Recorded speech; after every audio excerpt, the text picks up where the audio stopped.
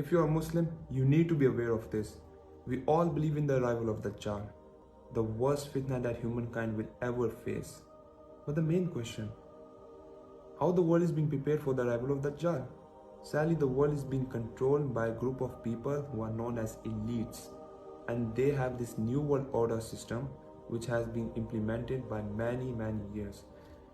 In the book The New World Order, which is published back in 1900s, states three changes. One is to the family, second is to the workplace, third is to the religion. The first two changes we can already see being common all around the world. We can see the divorce rates going up, marriage rates going down, LGBTQ, feminism going around, the workplace agenda is also being around. All of these big companies are being owned by governments, and governments are being owned by agencies.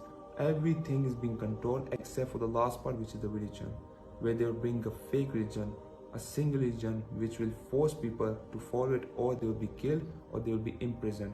And this is where their fake Messiah, fake God Dajjal would come, whom Allah subhanahu wa ta'ala has given powers which he can use to delude you.